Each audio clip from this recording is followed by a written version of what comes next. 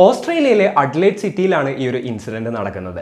അന്ന് കൃത്യമായി പറഞ്ഞാൽ മാർച്ച് 6, 2021 രാവിലെ ഏകദേശം ഒരു 6:30 ഒക്കെ ആയിട്ടുണ്ടാവും. സൂര്യനൊക്കെ ഇങ്ങനെ ഉദിച്ചു വരുന്നേ ഉള്ളൂ. ആ ഒരു സമയത്താണ് ഇന്ദ്രസിംഗ് എന്ന് പറയുന്ന 60 വയസ്സുള്ള ഒരാൾ തൻ്റെ ഉറക്കത്തിൽ നിന്ന് എഴുന്നേൽക്കുന്നത്.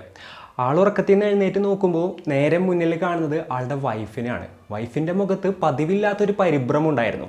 എന്താണ് ഇഷ്യൂ എന്നുള്ളൊരു കാര്യം ആൾ ഉറക്കത്തിൽ നിന്ന് എഴുന്നേറ്റപ്പോൾ തന്നെ വൈഫിൻ്റെ അടുത്ത് ചോദിക്കുകയായിരുന്നു. അപ്പോൾ അവർ പതറിയ രീതിയിൽ പറഞ്ഞൊരു മറുപടി എന്തായിരുന്നു എന്ന് വെച്ച് കഴിഞ്ഞിട്ടുണ്ടെന്നുണ്ടെങ്കിൽ ജാസ്മിനെ കാണാനില്ല എന്നുള്ളതായിരുന്നു. ഫോൺ വിളിച്ചു നോക്കിയിട്ടൊന്നും കിട്ടുന്നില്ല എന്നുള്ള കാര്യം കൂടെ അവർ പറയാണ്. അപ്പോൾ ഇയാൾ ചോദിച്ചു ഇന്നലെ കെയർ ഹോമിൽ നിന്ന് വന്നില്ല എന്നുള്ളത്. അതിന് വൈഫ് പറഞ്ഞ മറുപടി തനിക്ക് അറിയില്ല എന്നുള്ളതായിരുന്നു. ഇന്ന് രാവിലെ കോഫിയും കൊണ്ട് ജാസ്മിൻ്റെ റൂമിലോട്ട് ചെന്നപ്പോൾ ജാസ്മിൻ അവിടെ ഇല്ല. അതിനുശേഷം അവർ ആ ഒരു വീട് മുഴുവൻ അരിച്ചു വറക്കുകയായിരുന്നു. എന്നിട്ടും ജാസ്മിനെ കണ്ടെത്താനായിട്ട് സാധിച്ചില്ല. അതിനുശേഷം അവർ ഫോണിലോട്ടും മറ്റൊക്കെ ട്രൈ ചെയ്യുന്നുണ്ടായിരുന്നു. മൾട്ടിപ്പിൾ ടൈംസ് ട്രൈ ചെയ്തിട്ടും ഫോൺ സ്വിച്ച് ഓഫിൽ തന്നെയായിരുന്നു. അപ്പോൾ ഇന്ദ്രസിംഗ് വൈഫിൻ്റെ അടുത്ത് പറഞ്ഞു പേടിക്കാനൊന്നും ഉണ്ടാവില്ല, അവിടെ എന്തെങ്കിലും കൂടുതൽ വർക്ക് ഉണ്ടായതുകൊണ്ട് അവിടെ നിന്നതായിരിക്കും, നമുക്ക് എന്തായാലും കെയർ ഹോമിലോട്ടൊന്ന് വിളിച്ചു നോക്കാമെന്ന് പറഞ്ഞു കഴിഞ്ഞിട്ട് അവർ കെയർ ഹോമിലോട്ട് വിളിച്ചു നോക്കുകയായിരുന്നു. അപ്പോൾ അവിടെ നിന്ന് കോൾ അറ്റൻഡ് ചെയ്ത സ്ത്രീ പറഞ്ഞൊരു കാര്യം എന്തായിരുന്നു എന്ന് വെച്ച് കഴിഞ്ഞിട്ടുണ്ടെന്നുണ്ടെങ്കിൽ ഇന്നലെ രാത്രി തന്നെ ജാസ്മിൻ അവിടെ നിന്ന് ജോലി കഴിഞ്ഞ് ഇറങ്ങി എന്നുള്ളൊരു കാര്യമായിരുന്നു. അപ്പോൾ ജാസ്മിൻ രാത്രി വർക്ക് കഴിഞ്ഞ് ഇറങ്ങിയിട്ടുണ്ടായിരുന്നെന്നുണ്ടെങ്കിൽ അവർ വീട്ടിൽ വരാതെ എവിടേക്കാണ് പോയിട്ടുണ്ടാവുക. അതേപോലെ തന്നെ ഇനിയിപ്പോൾ വേറെ എവിടെയെങ്കിലും പോയാൽ തന്നെ എന്തുകൊണ്ടായിരിക്കും അവർ ഫോൺ സ്വിച്ച് ഓഫ് ചെയ്ത് വെച്ചിട്ടുണ്ടാകുക എന്നുള്ളൊരു സംശയങ്ങൾ മുഴുവൻ ഇവരുടെ ഉള്ളിൽ ഉണ്ടാവുകയാണ്. അതേപോലെ തന്നെ ഇവർ കൂടുതലായിട്ട് പേടിക്കുകയാണ്.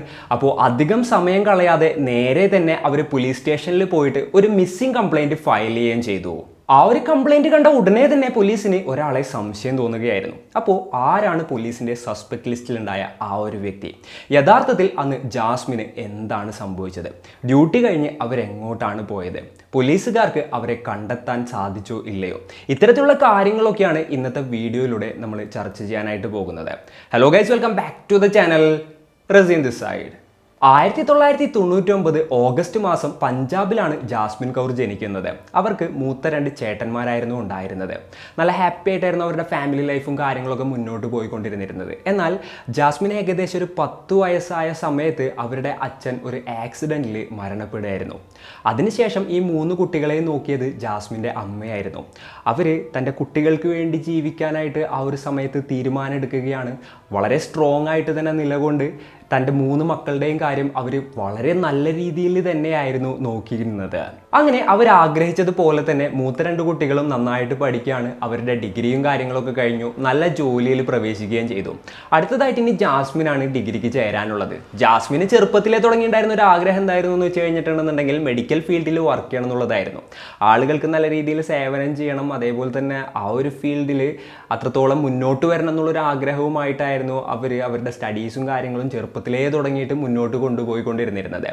അപ്പോൾ അമ്മയുടെ അടുത്ത് ആ ഒരു സമയപ്പോൾ അവർ പറയാണ് എനിക്ക് ഓസ്ട്രേലിയയിൽ പോയിട്ട് നഴ്സിങ്ങിന് പഠിക്കണം എന്നുള്ളത്. എന്നാൽ അമ്മയ്ക്ക് അത് ആ ഒരു സമയത്ത് അത്രത്തോളം അക്സെപ്റ്റബിൾ ആയിട്ടുള്ളൊരു കാര്യമായിരുന്നില്ല. ഒന്നാമത്തെ കാര്യം, ഓസ്ട്രേലിയ എന്നൊക്കെ പറയുമ്പോൾ അത്യാവശ്യം നല്ല ദൂരമാണ്. ഇത്രയും ദൂരത്തിലോട്ട് തൻ്റെ മകളെ വിട്ട് കഴിഞ്ഞിട്ടുണ്ടെന്നുണ്ടെങ്കിൽ അവിടെ എന്തെങ്കിലും പ്രശ്നങ്ങൾ ഉണ്ടാവുമോ എന്നുള്ളൊരു പേടിയായിരുന്നു ആ അമ്മക്ക് സത്യത്തിൽ അകത്ത് ആദ്യമായിട്ടുണ്ടായിരുന്നത്. അപ്പോൾ ആദ്യം ജാസ്മിൻ്റെ അമ്മ കുറച്ച് എതിർപ്പും കാര്യങ്ങളൊക്കെ കാണിച്ചെന്നുണ്ടെങ്കിലും ഈ ജാസ്മിൻ്റെ അങ്കിളും ആൻറ്റിയും അവിടെയാണുള്ളത്. അവർ ഫാമിലി ആയിട്ട് അവിടെ സെറ്റിൽഡ് ആണ്. അങ്ങനെ ജാസ്മിൻ അവരെ വിളിച്ചൊക്കെ പറയായിരുന്നു. അങ്ങനെ ഈ ഒരു ജാസ്മിൻ്റെ അങ്കിളും ആൻറ്റിയും, അതാണ് ഞാൻ സ്റ്റാർട്ടിങ്ങിൽ പറഞ്ഞിട്ടുണ്ടായിരുന്ന ഇന്ദ്രസിംഗും ആളുടെ വൈഫും. അപ്പോൾ അവർ പറയാണ് നീ ധൈര്യപ്പെട്ട് ജാസ്മിൻ ഇങ്ങോട്ട് അയച്ചോ, ഞങ്ങളെ സ്വന്തം മോളെ പോലെ തന്നെ അവളെ നോക്കിക്കോളാം, ഇവിടെ നിന്നിങ്ങേറ്റ് അവൾക്ക് കോളേജിൽ പോയിട്ട് വരാനൊക്കെ പറ്റും, ഒന്നുകൊണ്ടും പേടിക്കേണ്ട, ഒരു പ്രശ്നവും ഉണ്ടാവില്ല, ഇവിടുത്തെ സ്റ്റഡീസും കാര്യങ്ങളൊക്കെ നല്ലതാണ്, അപ്പോൾ ഇവിടെ പഠിച്ചു കഴിഞ്ഞിട്ടുണ്ടെന്നുണ്ടെങ്കിൽ ഇവിടെ തന്നെ നല്ലൊരു ജോലി കിട്ടും, നല്ല രീതിയിൽ പൈസ ഏൺ ചെയ്യാനായിട്ട് സാധിക്കും, നീ പേടിക്കേണ്ട, മകൾ എന്തായാലും ഇങ്ങോട്ട് അയക്കാനായിട്ട് പറയുകയാണ്. അങ്ങനെ അവരുടെ ഒരു ഉറപ്പിൻ്റെ മേലാണ് ജാസ്മിൻ്റെ അമ്മ ഓസ്ട്രേലിയയിൽ പോയിട്ട് നഴ്സിങ്ങിന് പഠിക്കണം എന്നുള്ള ജാസ്മിൻ്റെ ആഗ്രഹത്തിന് സമ്മതം മൂളുന്നതും അതിനുശേഷം അവരെ ഓസ്ട്രേലിയയിലോട്ട് പറഞ്ഞയക്കുന്നതും. അവിടെ യൂണിസ അല്ലാന്നുണ്ടെങ്കിൽ യൂണിവേഴ്സിറ്റി ഓഫ് സൗത്ത് ഓസ്ട്രേലിയയിലായിരുന്നു നഴ്സിങ്ങിനായിട്ട് അവർ ജോലി ചെയ്തത്.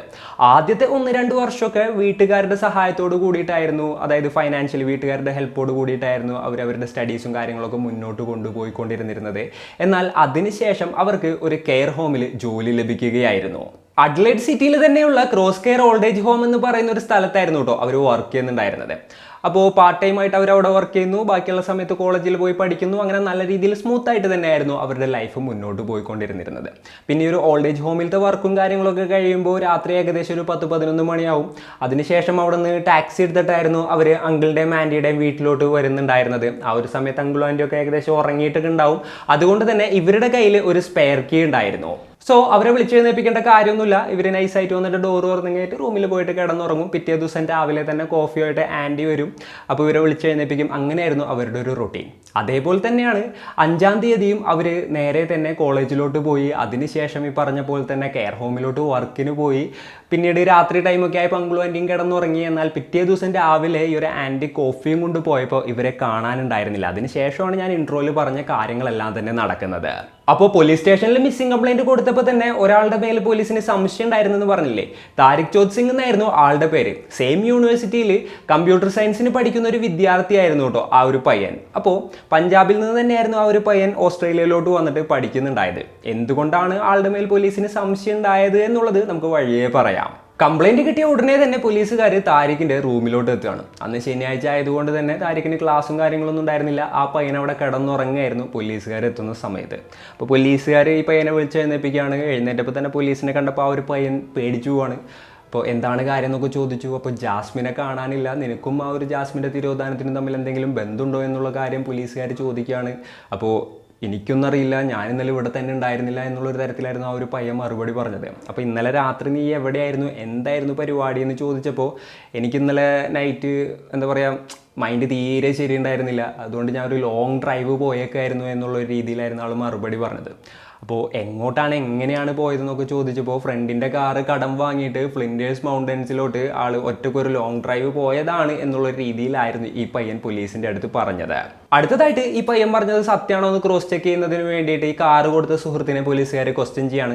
അപ്പോൾ ആ ഒരു ഫ്രണ്ടും പറഞ്ഞു ഇന്നലെ ഇവൻ എൻ്റെ കാറ് വാങ്ങിയിട്ടുണ്ടായിരുന്നു, ഫ്ലിൻഡേഴ്സ് മൗണ്ടൻസിലോട്ട് പോകുന്നു എന്ന് പറഞ്ഞിട്ട് തന്നെയാണ് പോയിട്ടുണ്ടായിരുന്നത്. അപ്പോൾ ആ ഒരു കാര്യവും പോലീസുകാർ കൺഫേം ചെയ്യണം. അതിനുശേഷം പോലീസുകാർ ആ ഒരു പയ്യൻ പോയ വഴിയിലുള്ള CCTV വിഷ്വൽസും കാര്യങ്ങളൊക്കെ പരിശോധിക്കുകയായിരുന്നു. അങ്ങനെ ആ വിഷ്വൽസ് പരിശോധിച്ച് വരുന്നതിൻ്റെ ഇടയിലാണ് ഒരു സാധനം പോലീസിൻ്റെ ശ്രദ്ധയിൽപ്പെടുന്നത്. സംഭവം എന്താണെന്ന് വെച്ച് കഴിഞ്ഞിട്ടുണ്ടെങ്കിൽ താരിഖ് ഓടിച്ചുകൊണ്ടിരുന്നിരുന്ന കാറിൻ്റെ ബാക്ക് സീറ്റിൽ ഒരു സ്ത്രീ ഇരിക്കുന്നുണ്ടായിരുന്നു. അവർ നോർമലായിട്ട് ഇരിക്കുകയായിരുന്നില്ല, അവരുടെ വായും അതേപോലെ തന്നെ കണ്ണൊക്കെ കെട്ടിവെച്ചിട്ടുണ്ടായിരുന്നു. അവരുടെ ഫേസ് ഒന്നും വലിയ ക്ലിയർ ആയിരുന്നില്ല കേട്ടോ. അങ്ങനെ ആ ഒരു ഫുട്ടേജ് ഈ ഒരു ജാസ്മിൻ്റെ ഫാമിലി മെമ്പേഴ്സിനെ പോലീസുകാർ കാണിച്ചു കൊടുക്കുകയാണ്. ഫേസ് ഒന്നും ക്ലിയർ അല്ലായിരുന്നു എന്നുണ്ടെങ്കിലും ആ ഒരു ഡ്രസ്സ് വെച്ചിട്ട് അത് ജാസ്മിൻ തന്നെയാണ് എന്നുള്ള കാര്യം ഫാമിലി മെമ്പേഴ്സ് കൺഫേം ചെയ്യുകയായിരുന്നു. അതേപോലെ തന്നെ ജാസ്മിൻ്റെയും താരിഖിൻ്റെയും ഫോൺ സിഗ്നലും കാര്യങ്ങളൊക്കെ പോലീസുകാർ പരിശോധിക്കുകയാണ്. അപ്പോൾ ആ ഒരു ജാസ്മിൻ ഡ്യൂട്ടിയിൽ നിന്ന് ഇറങ്ങിയ ആ ഒരു സമയം മുതൽ ഇവരുടെ രണ്ടുപേരുടെയും ഫോൺ സിഗ്നൽ ഒരേ ടവർ ലൊക്കേഷനിലായിരുന്നു കാണിച്ചിട്ടുണ്ടായിരുന്നത്. അതേപോലെ തന്നെ ഈ ഒരു അഡ്ലൈഡ് സിറ്റിയിൽ നിന്ന് ഏകദേശം ഒരു 120 കിലോമീറ്റർ ട്രാവൽ ചെയ്യുന്ന അത്രയും ഡിസ്റ്റൻസ് മാത്രമേ ഇവരുടെ രണ്ടുപേരുടെയും ഫോൺ ഓൺ ആയിരുന്നുള്ളൂ. അതിനുശേഷം അവരുടെ രണ്ടുപേരുടെയും ഫോൺ ഒരേ സമയത്ത് ഏകദേശം സ്വിച്ച് ഓഫ് ആവുകയും ചെയ്തു. പിന്നീട് പോലീസുകാർ അടുത്തുള്ള കടകളിലെയും മറ്റും CCTVയും കാര്യങ്ങളൊക്കെ പരിശോധിക്കുകയാണ്. അപ്പോൾ ഈ പയ്യൻ കുറച്ച് പർച്ചേസും കാര്യങ്ങളൊക്കെ നടത്തിയതായിട്ട് പോലീസിന് മനസ്സിലാക്കാനായിട്ട് സാധിച്ചു. അതായത് എന്താണെന്ന് വെച്ച് കഴിഞ്ഞിട്ടുണ്ടെങ്കിൽ മൺവെട്ടി വാങ്ങിയിട്ടുണ്ടായിരുന്നു, പിന്നെ നൈലോൺ കയർ വാങ്ങിയിട്ടുണ്ടായിരുന്നു, ടേപ്പ് വാങ്ങിയിട്ടുണ്ടായിരുന്നു, അങ്ങനെയുള്ള സാധനങ്ങൾ, പിന്നെ കത്തി വാങ്ങിയിട്ടുണ്ടായിരുന്നു. അങ്ങനെയുള്ള സാധനങ്ങളായിരുന്നു ഈ പയ്യൻ വാങ്ങിയിട്ടുണ്ടായത്. ഇതുകൂടൊക്കെ ആയപ്പോൾ പോലീസിന് കാര്യങ്ങൾ ഏകദേശം കൺഫേം ആയി. അതിനുശേഷം പോലീസുകാർ ഈ ഒരു പയ്യനെ കസ്റ്റഡിയിലെടുത്തു. എന്നിട്ട് ക്വസ്റ്റ്യനിങ് ആരംഭിച്ചു. സ്റ്റാർട്ടിങ്ങിലൊന്നും തനിക്കൊന്നും അറിയില്ല എന്നുള്ള രീതിയിൽ തന്നെയായിരുന്നു താരിഖ് മറുപടി പറഞ്ഞത്. എന്നാൽ ഈ ഒരു CCTV ഫുട്ടേജസും കാര്യങ്ങളൊക്കെ കാണിച്ചു കൊടുത്തപ്പോൾ അവസാനം ഈ ഒരു പയ്യനെ പിടിച്ചു നിൽക്കാൻ പറ്റാത്തൊരു സിറ്റുവേഷനിലോട്ട് കാര്യങ്ങൾ എത്തുകയായിരുന്നു. അതിനുശേഷം നടന്ന കാര്യങ്ങളെല്ലാം തന്നെ ആ ഒരു പയ്യൻ തുറന്നു പറയാനും തുടങ്ങി. ജാസ്മിനെ പോലെ പഞ്ചാബിൽ നിന്ന് തന്നെ ആയിരുന്നല്ലോ ഈ ഒരു താരിഖും പഠിക്കാനായിട്ട് ഓസ്ട്രേലിയയിലോട്ട് എത്തിയിട്ടുണ്ടായത്. അങ്ങനെയാണ് ഇവർ രണ്ടുപേരും ആ ഒരു യൂണിവേഴ്സിറ്റിയിൽ വെച്ച് കാണുന്നതും പിന്നീട് സൗഹൃദത്തിലാകുന്നതും. അതിനുശേഷം ഇവർ നല്ല ഫ്രണ്ട്സ് ആവുകയാണ്. അങ്ങനെ കുറച്ച് നാളുകളൊക്കെ കഴിഞ്ഞപ്പോൾ ഈ താരിഖിന് ജാസ്മിൻ്റെ അടുത്തൊരു പ്രണയം തോന്നുകയാണ്. അങ്ങനെ ഒരു 1 സൈഡഡ് ലോ ആയിരുന്നു ആദ്യം. അങ്ങനെ കുറച്ച് നാൾ കഴിഞ്ഞപ്പോൾ ജാസ്മിനെ ഇവർ പ്രപ്പോസ് ചെയ്യായിരുന്നു. എന്നാൽ ആ സമയത്ത് ജാസ്മിൻ നോ പറയുകയായിരുന്നു. എന്നാലും താരിഖ് പിന്മാറാനായിട്ട് തയ്യാറായിരുന്നില്ല. ആ പയ്യൻ പിന്നെയും പിന്നാലെ നടന്നു ഈ ജാസ്മിൻ്റെ. അങ്ങനെ ഏകദേശം ഒരു 1.5 മാസമൊക്കെ കഴിഞ്ഞപ്പോൾ ജാസ്മിൻ അതിന് ഓക്കെ പറയായിരുന്നു. പിന്നീട് അവർ കുറച്ച് നാൾ നല്ല രീതിയിൽ തന്നെ പ്രണയിച്ചു. കുറച്ച് നാൾ മാത്രമേ ആ ഒരു പ്രണയം നല്ല രീതിയിൽ മുന്നോട്ട് പോയിട്ടുണ്ടായിരുന്നുള്ളൂ കേട്ടോ. വളരെ പെട്ടെന്ന് തന്നെ അവരുടെ പ്രണയബന്ധത്തിൽ വിള്ളലുണ്ടാവുകയാണ്. സംഭവം എന്തായിരുന്നു എന്ന് വെച്ച് കഴിഞ്ഞിട്ടുണ്ടെന്നുണ്ടെങ്കിൽ വീക്കെൻഡ് ആയിട്ടുണ്ടെങ്കിൽ അല്ലാന്നുണ്ടെങ്കിൽ എന്തെങ്കിലും വെക്കേഷനും കാര്യങ്ങളൊക്കെ വന്നു കഴിഞ്ഞാൽ താരിക്ക് നമുക്ക് ഔട്ടിങ്ങിന് പോവാം, സൈറ്റ് സീയിങ്ങിന് പോവാം, ക്ലബ്ബിൽ പോവാം, അവിടെ പോവാം, ഇവിടേക്ക് പോവാം എന്നൊക്കെ പറഞ്ഞു കഴിഞ്ഞിട്ട് ജാസ്മിനെ വിളിക്കും. എന്നാൽ ജാസ്മിൻ അതിലൊന്നും വലിയ താല്പര്യം ഉണ്ടായിരുന്നില്ല. താൻ പഠിക്കാൻ വേണ്ടിയിട്ടാണ് ഇങ്ങോട്ട് വന്നത്, തൻ്റെ വീട്ടുകാർ തന്നെ പഠിക്കാൻ വേണ്ടിയിട്ടാണ് ഇങ്ങോട്ട് വിട്ടത്. അപ്പോൾ തനിക്ക് പഠനത്തിൽ മാത്രമേ ഇപ്പോൾ കോൺസെൻട്രേറ്റ് ചെയ്യാൻ സാധിക്കുള്ളൂ. അപ്പോൾ ആദ്യം തൻ്റെ സ്റ്റഡീസൊക്കെ കഴിഞ്ഞതിന് ശേഷം പിന്നീട് നമുക്ക് ഒരുപാടധികം സമയമുണ്ടല്ലോ, അപ്പോൾ നമുക്ക് കറങ്ങാനൊക്കെ പോവാം, ഇപ്പം എന്തായാലും പറ്റില്ല എന്നുള്ള രീതിയിൽ അവർ എപ്പോഴും ഇങ്ങനെയുള്ള ട്രിപ്പ് പ്ലാനിങ് പരിപാടികൾ കാര്യങ്ങളൊക്കെ എന്ത് താരിക്ക് പ്ലാൻ ചെയ്ത് കഴിഞ്ഞിട്ടുണ്ടെന്നുണ്ടെങ്കിലും നോ പറയുമായിരുന്നു. അതുമാത്രമായിരുന്നില്ല പ്രശ്നം, വളരെ പൊസസീവായിട്ട് ഈ ഒരു താരിക്ക് ബിഹേവ് ചെയ്യായിരുന്നു. താരിക്കല്ലാതെ വേറെ ഏതെങ്കിലും പയ്യന്മാരുമായിട്ട് ജാസ്മിൻ സംസാരിക്കാൻ പാടില്ല എന്നുള്ള റെസ്ട്രിക്ഷനും കാര്യങ്ങളൊക്കെ വെക്കുകയായിരുന്നു. ഇതൊക്കെ ആ ഒരു ബന്ധത്തിൽ വലിയ രീതിയിൽ തന്നെ വിള്ളലുണ്ടാക്കുകയാണ്. അപ്പോൾ താരിക്കിൻ്റെ ഇങ്ങനെയുള്ള ബിഹേവിയറും കാര്യങ്ങളൊക്കെ കൊണ്ട് തന്നെ ജാസ്മിൻ വല്ലാണ്ട് ഡിസ്റ്റർബ്ഡ് ആവുകയാണ്. അതേപോലെ അവർക്ക് അവരുടെ സ്റ്റഡീസിലൊന്നും തീരെ കോൺസെൻട്രേറ്റ് ചെയ്യാൻ പറ്റാത്തൊരു സിറ്റുവേഷനിലോട്ട് കാര്യങ്ങളെത്തി. അങ്ങനെ ഇതിനെക്കുറിച്ച് അവർ ഈ ഒരു എന്താ പറയുക ബോയ് ഫ്രണ്ടിൻ്റെ അടുത്ത് സംസാരിക്കുകയാണ്. എന്നാൽ താരിക്ക് അതൊന്നും കേൾക്കാനായിട്ടൊന്നും കൂട്ടാക്കുന്നുണ്ടായിരുന്നില്ല. നിന്നെ എനിക്ക് അത്രത്തോളം ഇഷ്ടമുള്ളത് കൊണ്ടാണ് ഞാനിങ്ങനെ പൊസസീവായിട്ട് ബിഹേവ് ചെയ്യുന്നത്, നീ അത് മനസ്സിലാക്കണം ജാസ്മിനെ എന്നുള്ള രീതിയിലായിരുന്നു താരിക്ക് പറയാറുണ്ടായിരുന്നത്. എന്നാൽ ജാസ്മിൻ്റെ പേഴ്സ്പെക്റ്റീവിൽ നിന്ന് പറയുന്ന ഒരു കാര്യവും അങ്ങോട്ട് എടുക്കാനായിട്ട് ഈ ഒരു വ്യക്തി തയ്യാറായിരുന്നില്ല. ഇതിവിടം കൊണ്ടൊന്നും നിർത്തിയില്ല കേട്ടോ. അതിനുശേഷം ജാസ്മിന് ആര് ഫോൺ വന്നു കഴിഞ്ഞിട്ടുണ്ടെന്നുണ്ടെങ്കിലും ഏത് പയ്യനാണ് വിളിക്കുന്നത്, എന്നെ കൂടാതെ നിനക്ക് ആരായിട്ടാണ് ബന്ധം എന്നുള്ളൊരു രീതിയിലൊക്കെ ഈ പയ്യൻ സംസാരിക്കാനായിട്ട് തുടങ്ങി. അതായത് ഭയങ്കര സംശയം, ഭയങ്കര പൊസസീവ്നെസ്, അങ്ങനെയൊക്കെ ആയപ്പോൾ ഈ ഒരു റിലേഷൻഷിപ്പിൽ വലിയ രീതിയിൽ പ്രശ്നങ്ങൾ ഉണ്ടാവുകയാണ്. ഏകദേശം ഒരു 6 മാസമൊക്കെ കഴിഞ്ഞപ്പോൾ ജാസ്മിന് സഹിക്കാൻ പറ്റാത്തൊരു സിറ്റുവേഷനിലോട്ട് കാര്യങ്ങളെത്തി. അപ്പോൾ ജാസ്മിൻ എന്തായാലും ബ്രേക്കപ്പ് ചെയ്യാം എന്നുള്ളൊരു തീരുമാനത്തിലോട്ട് എത്തുകയാണ്. അങ്ങനെ ഈ ഒരു പയ്യൻ്റെ അടുത്ത് പറഞ്ഞു, ഇനി നമുക്ക് ഈ ഒരു റിലേഷൻഷിപ്പ് മുന്നോട്ട് സ്മൂത്തായിട്ട് കൊണ്ടുപോകാൻ പറ്റുമെന്ന് എനിക്ക് തോന്നുന്നില്ല, നമുക്ക് ഇവിടെ വെച്ച് നിർത്താമെന്നുള്ളൊരു കാര്യം ജാസ്മിൻ പറയുകയാണ്. എന്നാൽ താരിഖിന് അത് എന്താ പറയുക അക്സെപ്റ്റ് ചെയ്യാൻ പറ്റുന്നതിലും അപ്പുറമായിരുന്നു. വളരെ മെച്യൂർഡായിട്ട് എന്തുകൊണ്ടാണ് താൻ ബ്രേക്കപ്പ് ചെയ്യുന്നത് എന്നുള്ള കാര്യങ്ങളൊക്കെ വളരെ ഡീറ്റെയിൽ ആയിട്ട് തന്നെ ഈ ഒരു ജാസ്മിൻ ഈ താരിഖുമായിട്ട് കമ്മ്യൂണിക്കേറ്റ് ചെയ്യാനായിട്ട് ശ്രമിച്ചിട്ടുണ്ടായിരുന്നു. എന്നാൽ ആ ഒരു പയ്യൻ ഈ നേരത്തെ പറഞ്ഞ പോലെ തന്നെ അതൊന്നും അക്സെപ്റ്റ് ചെയ്യാനുള്ളൊരു മൈൻഡ് സെറ്റിലേ ആയിരുന്നില്ല. അതിനുശേഷം ഇവരുടെ കോളേജിൽ അതേപോലെ തന്നെ വർക്ക് ചെയ്യുന്ന സ്ഥലത്തൊക്കെ സ്ഥിരമായിട്ട് വരാനും ആ ഒരു സ്ത്രീയെ ശല്യപ്പെടുത്താനൊക്കെ തുടങ്ങി. അവിടെ ഒക്കെ വെച്ച് കഴിഞ്ഞിട്ട് ജാസ്മിൻ ഈ ഒരു പയ്യനെ അവോയ്ഡ് ചെയ്യായിരുന്നു. അതുകൊണ്ടൊന്നും ആ ഒരു പയ്യൻ നിർത്തിയില്ല. അതിനുശേഷം ഈ പയ്യൻ തൻ്റെ നാട്ടിലോട്ട് വിളിച്ചിട്ട് അച്ഛൻ്റെ അമ്മയുടെ അടുത്തൊക്കെ ഈ കാര്യം പറഞ്ഞു കഴിഞ്ഞിട്ട് ഇങ്ങനെ കരഞ്ഞുകൊണ്ടിരിക്കുകയായിരുന്നു. അപ്പം ആദ്യമൊക്കെ പേരൻസ് ഈ പയ്യൻ്റെ അടുത്ത് അവൾ പോട്ടെ, നീ നിൻ്റെ പഠിപ്പും കാര്യങ്ങളിലൊക്കെ കോൺസെൻട്രേറ്റ് ചെയ്യും, വേറെ നല്ല പെണ്ണിനൊക്കെ കിട്ടും എന്നൊക്കെയുള്ള കാര്യങ്ങളൊക്കെ പറഞ്ഞ് സമാധാനിപ്പിക്കാനൊക്കെ ആയിട്ട് ശ്രമിച്ചു. എന്നാലും മകൻ്റെ ആ ഒരു കരച്ചിലൊക്കെ കണ്ടിട്ട് സഹിക്കാൻ പറ്റാതായപ്പോൾ ഈ പയ്യൻ്റെ അമ്മ ജാസ്മിനെ വിളിക്കുകയായിരുന്നു. അപ്പോൾ ജാസ്മിൻ എന്താണെന്നുണ്ടെങ്കിലും എനിക്കും അവനും തമ്മിൽ സെറ്റാവുന്നില്ല, അവൻ പറയുന്ന കുറേ കാര്യങ്ങൾ എനിക്ക് അക്സെപ്റ്റ് ചെയ്യാൻ പറ്റുന്നില്ല, ഞാൻ പറയുന്ന കുറേ കാര്യങ്ങൾ അവനും അക്സെപ്റ്റ് ചെയ്യാൻ പറ്റുന്നില്ല, അതുകൊണ്ട് തന്നെ ഈ ഒരു റിലേഷൻഷിപ്പ് തീരെ സ്മൂത്തായിട്ടല്ല പോകുന്നത്. അപ്പോൾ എനിക്ക് തീരെ താല്പര്യമില്ലാതെ ഞാൻ ഈ ഒരു റിലേഷൻഷിപ്പിന് ഓക്കെ പറഞ്ഞ് അവൻ വിചാരിക്കുന്ന പോലെ അവൻ്റെ കൂടെ അങ്ങനെ നിന്ന് കൊടുക്കുകയെന്നുണ്ടെങ്കിൽ അത് ഞാൻ എന്നോട് തന്നെ ചെയ്യുന്ന ഒരു തെറ്റായിരിക്കില്ലേ? അങ്ങനെ ഒരു റിലേഷൻഷിപ്പ് നമുക്ക് എത്ര കാലം മുന്നോട്ട് കൊണ്ടുപോകാനായിട്ട് സാധിക്കും? അത് ഒരു സന്തോഷം ഉണ്ടാവില്ലല്ലോ രണ്ടു പേർക്കും എന്നുള്ള രീതിയിൽ വളരെ വ്യക്തമായിട്ട് തന്നെ അമ്മയുടെ അടുത്ത് ഈ ഒരു സ്ത്രീ സംസാരിക്കുകയായിരുന്നു. അങ്ങനെ ജാസ്മിൻ പറഞ്ഞതിൽ കാര്യമുണ്ടെന്ന് മനസ്സിലാക്കിയ അമ്മ ജാസ്മിൻ്റെ അടുത്ത് ഓക്കെ പറഞ്ഞു. അതേപോലെ തന്നെ മകനെ വീണ്ടും ഉപദേശിക്കുകയായിരുന്നു. അവൾക്ക് എന്തായാലും നിന്നെ തീരെ താല്പര്യമില്ല, നിങ്ങളുടെ രണ്ടുപേരുടെയും ആ ഒരു റിലേഷൻഷിപ്പ് നല്ല സ്മൂത്തായിട്ടല്ല മുന്നോട്ട് പോകുന്നത്, അതുകൊണ്ട് തന്നെ നീ അത് വിട്, വേറെ ആരെങ്കിലുമൊക്കെ നോക്കണമെന്നുണ്ടെങ്കിൽ നോക്കിക്കോ, ഇല്ലാന്നുണ്ടെങ്കിൽ നീ ഇപ്പം മെയിനായിട്ട് അതൊക്കെ ഒഴിവാക്കിയിട്ട് സ്റ്റഡീസിൽ കോൺസെൻട്രേറ്റ് ചെയ്യും, നീ എന്തായാലും പഠിക്കാൻ വേണ്ടിയിട്ടല്ല അവിടെ പോയിരിക്കുന്നത് തുടങ്ങിയിട്ടുള്ള കാര്യങ്ങളെല്ലാം തന്നെ പറഞ്ഞ് മനസ്സിലാക്കാനായിട്ട് ഈ ഒരു അമ്മ ശ്രമിക്കുകയാണ്. എന്നാൽ താരിഖിന് അതൊന്നും തന്നെ അക്സെപ്റ്റ് ചെയ്യാനായിട്ട് പറ്റുന്നുണ്ടായിരുന്നില്ല. ആ ഒരു സമയത്ത് താരിഖ് ചിന്തിച്ചത് എന്താണെന്ന് വെച്ച് കഴിഞ്ഞിട്ടുണ്ടെന്നുണ്ടെങ്കിൽ എൻ്റെ അമ്മയും കൂടെ എൻ്റെ എതിരാക്കിയാലോ ഇവളെന്നുള്ളതായിരുന്നു. അതിനുശേഷം താരിഖിൻ്റെ സ്വഭാവം കുറച്ചുകൂടെ വയലൻ്റ് ആവുമായിരുന്നു. കണ്ട പോലെ ചീത്ത പറയാൻ തുടങ്ങി. അതായത് ഇപ്പോൾ നേരിട്ട് കാണുമ്പോഴാണെന്നുണ്ടെങ്കിലും സോഷ്യൽ മീഡിയ പ്ലാറ്റ്ഫോംസിലാണെന്നുണ്ടെങ്കിലും ഫോൺ വിളിച്ചിട്ടാണെന്നുണ്ടെങ്കിലും ഒക്കെ ഭയങ്കരമായിട്ട് അബ്യൂസ് ചെയ്യാനും അതേപോലെ തന്നെ വായ തോന്നിയതൊക്കെ പറയാനായിട്ട് തുടങ്ങി. ഇപ്പോൾ ഭയങ്കരമായിട്ട് പുറത്തൊക്കെ വെച്ച് ശല്യം ചെയ്യാനായിട്ട് തുടങ്ങി. ഇതൊക്കെ തീരെ അക്സെപ്റ്റ് ചെയ്യാൻ പറ്റാത്തൊരു സിറ്റുവേഷൻ ആയപ്പോൾ ഇവരെന്തായാലും പോലീസിൽ കംപ്ലയിൻറ്റ് ചെയ്യാനായിട്ട് തീരുമാനിക്കുകയാണ്. അങ്ങനെയാണ് പോലീസ് സ്റ്റേഷനിലോട്ട് ഈ ഒരു താരിഖിനെതിരെ കംപ്ലയിൻറ്റ് കൊടുക്കാനായിട്ട് ജാസ്മിൻ ചെല്ലുന്നത്. തൻ്റെ ഫ്രണ്ടിൻ്റെ കൂടെ ആയിരുന്നു കേട്ടോ പോയിട്ടുണ്ടായിരുന്നത്. വീട്ടുകാരുടെ അടുത്തൊന്നും ഇങ്ങനൊരു ഇഷ്യൂ ഉള്ളത് ഈ ഒരു ജാസ്മിൻ പറഞ്ഞിട്ടുണ്ടായിരുന്നില്ല. കാരണം ഇങ്ങനെ വലിയ ഇഷ്യൂവും കാര്യങ്ങളൊക്കെ ഉണ്ടെന്ന് അറിഞ്ഞു കഴിഞ്ഞിട്ടുണ്ടെന്നുണ്ടെങ്കിൽ ചിലപ്പോൾ അത് തൻ്റെ പഠിപ്പിനെ തന്നെ ബാധിക്കും എന്നുള്ളൊരു പേടി ജാസ്മിൻ ഉണ്ടായിരുന്നു.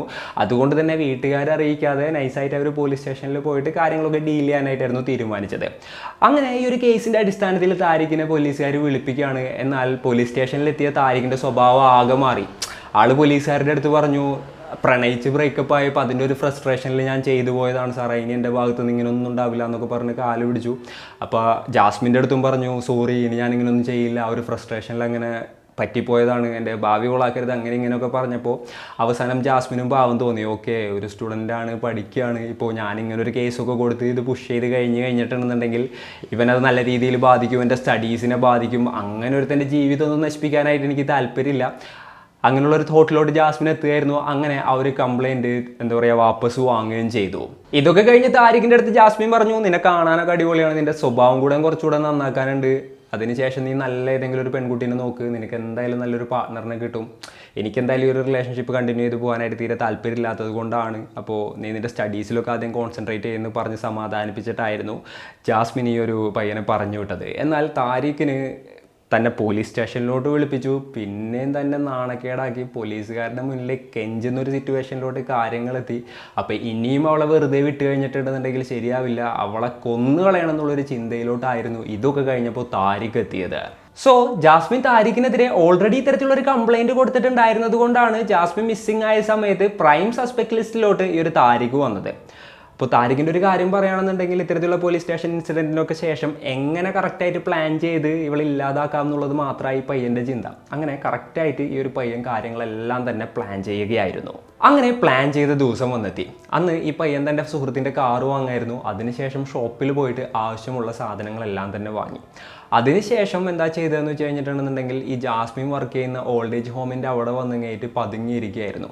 അപ്പോൾ ഏകദേശം ഒരു 10-10 ജാസ്മിൻ ഷിഫ്റ്റൊക്കെ കഴിഞ്ഞ് ടാക്സി പിടിക്കാനായിട്ട് പുറത്തോട്ട് ഇങ്ങനെ ഇറങ്ങി വരായിരുന്നു. അത്യാവശ്യം ഇരുട്ടൊക്കെ ഉള്ളൊരു ആളൊന്നുമില്ലാത്തൊരു സ്ഥലത്തെത്തിയ സമയത്ത് ജാസ്മിൻ്റെ പിന്നിലൂടെ ഈ പയ്യൻ വന്നു കഴിഞ്ഞിട്ട് വലത് കൈ കൊണ്ട് കഴുത്തിനിങ്ങനെ ലോക്ക് ചെയ്ത് പിടിക്കുകയും അതേപോലെ തന്നെ ഇടത് കൈ കൊണ്ട് കത്തി വെച്ച് കഴിഞ്ഞിട്ട് ഭീഷണിപ്പെടുത്തുകയും ചെയ്തു.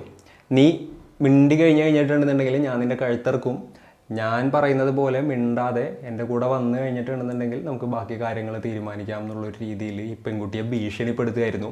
ആ ഒരു സമയത്ത് ആകപ്പാടെ ആ ഒരു പകപ്പിൽ ആ പെൺകുട്ടിക്ക് മിണ്ടാനോ എന്തെങ്കിലും ചെയ്യാനോ ഒന്നിനും സാധിച്ചില്ല.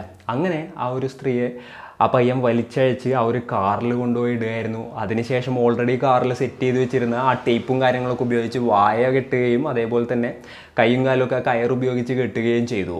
അപ്പോൾ ജാസ്മിൻ അനങ്ങാനും പറ്റില്ല, ഒച്ച വെക്കാനും പറ്റില്ല എന്നുള്ളൊരു കാര്യം ഉറപ്പാക്കിയ ശേഷം ഈ താരിഖ് ജാസ്മിനെ കണ്ടമാനം അടിക്കുകയായിരുന്നു. ഈ അടി കൊണ്ട് ജാസ്മിൻ്റെ ബോധം പോയി.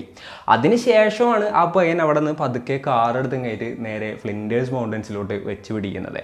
എന്നാൽ ഏകദേശം ഒരു 100-120 കിലോമീറ്ററൊക്കെ കഴിഞ്ഞപ്പോൾ ഈ പയ്യനൊരു കോള് വരികയാണ്.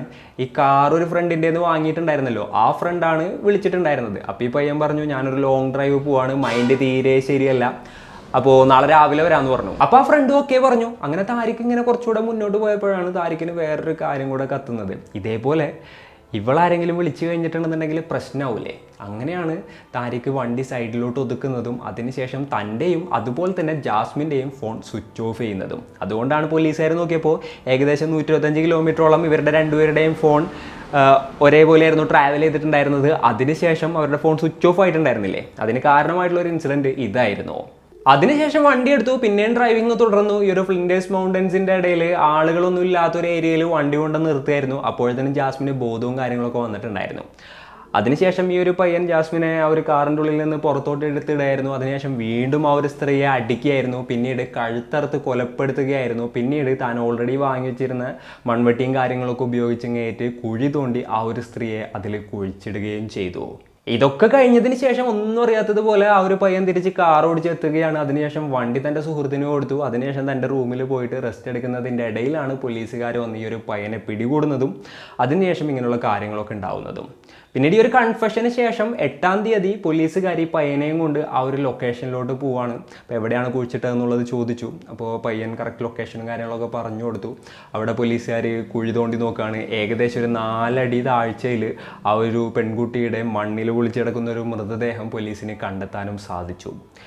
അപ്പോഴത്തേനും ഈ ഒരു പെൺകുട്ടിയെ കാണാനില്ല എന്നുള്ളൊരു വാർത്ത അറിഞ്ഞിങ്ങായിട്ട് നാട്ടിൽ നിന്നും ആ പെൺകുട്ടിയുടെ അമ്മയും ബ്രദേഴ്സും ഒക്കെ അങ്ങോട്ട് എത്തിയിട്ടുണ്ടായിരുന്നു കേട്ടോ. അവരും പോലീസിൻ്റെ കൂടെ ആ ഒരു ക്രൈം സീനിലോട്ട് എത്തിയിട്ടുണ്ടായിരുന്നു. ആ ഒരു കാഴ്ച കണ്ട് ആ ഒരു അമ്മ തകർന്നു പോവുകയായിരുന്നു. അങ്ങനെ ബോഡിയും കാര്യങ്ങളൊക്കെ റിക്കവർ ചെയ്ത് ഉടനെ തന്നെ ഓട്ടോപ്സി ആരംഭിക്കുകയാണ്.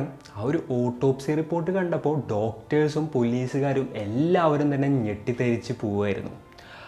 ആ ഒരു ജാസ്മിൻ എന്ന് പറയുന്ന പെൺകുട്ടി മരണപ്പെട്ടത് കഴുത്തിൽ മുറിവേറ്റിട്ടായിരുന്നില്ല, കഴുത്തറുത്തതായിരുന്നില്ല അവരുടെ മരണ കാരണം.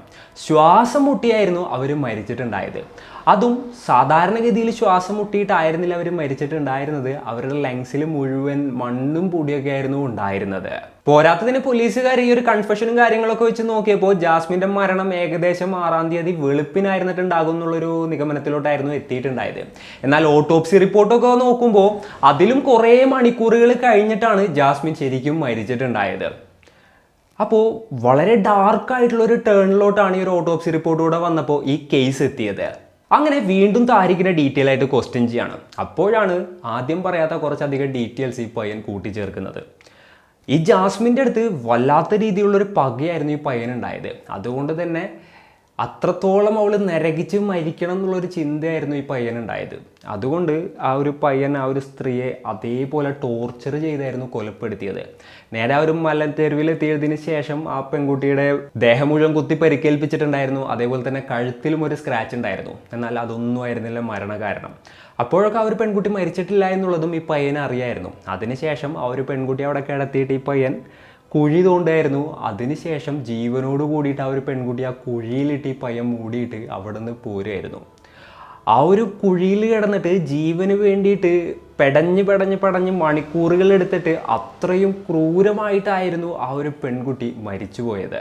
ഈ ഒരു കൺഫെഷൻ കേട്ടിട്ട് പോലീസുകാർ മാത്രമല്ല, ഇത് കേട്ട ആളുകളെല്ലാവരും തന്നെ ഞെട്ടിത്തരിച്ച് പോവാണ്. ഇത്രത്തോളമൊക്കെ ക്രൂരത ഒരു മനുഷ്യൻ്റെ അടുത്ത് കാണിക്കാന്നൊക്കെ പറയുമ്പോൾ എന്ത് മൈൻഡായിരിക്കും അല്ലേ. അപ്പോൾ അതിനുശേഷം ചാർജ് ഷീറ്റും കാര്യങ്ങളൊക്കെ ഫയൽ ചെയ്തു. കേസ് കോടതിയിലെത്തുകയാണ്. അപ്പോൾ ഈ താരിഖിൻ്റെ അഡ്വക്കേറ്റ് വാദിച്ചെന്തായിരുന്നു വെച്ച് കഴിഞ്ഞിട്ടുണ്ടെന്നുണ്ടെങ്കിൽ താരിഖിന് ആ ഒരു സമയത്ത് മെൻ്റൽ ഇഷ്യൂസ് ഉണ്ടായിരുന്നു എന്നുള്ളതായിരുന്നു. എന്നാൽ ഡോക്ടേഴ്സ് ഈ പയ്യനെ പരിശോധിക്കുകയായിരുന്നു. മെൻ്റലി ഒക്കെ ഒരു പ്രശ്നവും ഇല്ല എന്നുള്ള സർട്ടിഫിക്കറ്റ്സ് ഡോക്ടർ കൊടുക്കുകയും ചെയ്തു. അപ്പോൾ അതിനുശേഷം ഈ ഒരു കേസിൽ വിധി വരികയാണ്. ജീവപര്യന്തം തടവ് ശിക്ഷയായിരുന്നു ഈ പയ്യന് വിധിച്ചത്. അതിൽ തന്നെ 22 വർഷവും 10 മാസവും കഴിഞ്ഞിട്ടേ പരോളിന് അപ്ലൈ ചെയ്യാനായിട്ട് സാധിക്കുകയുള്ളൂ. നമ്മൾ ഈ ഒരു കേസിൽ നോക്കുകയാണെന്നുണ്ടെങ്കിൽ ആ പെൺകുട്ടിയുടെ കഴുത്തിൽ കത്തി വെച്ച ആ ഒരു സമയത്ത് തന്നെ ഒച്ച വെക്കുകയും അതേപോലെ തന്നെ അവിടെ നിന്ന് ഓടി രക്ഷപ്പെടാനോ ശ്രമിച്ചു കഴിഞ്ഞാൽ മേ ബി ആ പെൺകുട്ടിക്ക് കുത്തുകൊണ്ടാനെ, ചിലപ്പോൾ അവിടെ കിടന്ന് മരിച്ചു പോയാനെ. എന്നാലും ഇത്രത്തോളം എന്താ പറയുക അതിദാരുണമായിട്ടുള്ളൊരു സിറ്റുവേഷനിലോട്ട് എത്തില്ലായിരുന്നു. നമ്മളെപ്പോഴും പറയുന്നൊരു കാര്യമാണ്, അതായത് ഇങ്ങനെയുള്ള സിറ്റുവേഷൻസിലൊക്കെ സ്റ്റാർട്ടിങ് ടൈമാണ് ഏറ്റവും വാല്യുബിൾ ആയിട്ടുള്ള ടൈം. അതായത് നിങ്ങളെ ഒരു കിഡ്നാപ്പർ ഒരു സ്ഥലത്ത് നിന്ന് കിഡ്നാപ്പ് ചെയ്തിട്ട് വേറൊരു സ്ഥലത്തോട്ട് കൊണ്ടുപോയി കഴിഞ്ഞ് കഴിഞ്ഞാൽ പരിപാടി കഴിഞ്ഞ്.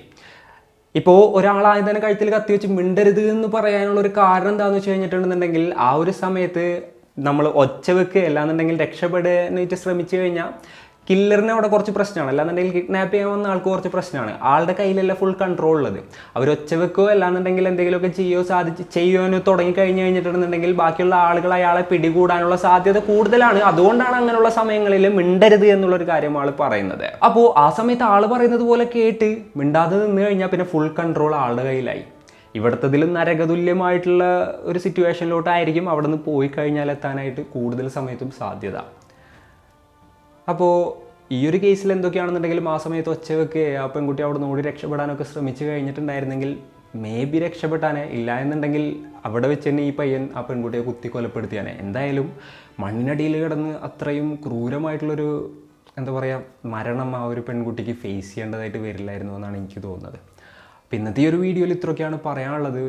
ഈ ഒരു സ്റ്റോറിയും കാര്യങ്ങളൊക്കെ കേട്ടപ്പോൾ നിങ്ങൾക്ക് എന്താണ് തോന്നുന്നത്? നിങ്ങളുടെ തോട്ട്സും മറ്റും എന്തൊക്കെയാണെന്നുണ്ടെങ്കിലും താഴെ കമൻറ്റുകളായിട്ട് രേഖപ്പെടുത്തുക. അപ്പോൾ and it's me Radeen signing off. Peace. Stay peaceful guys. Stay safe.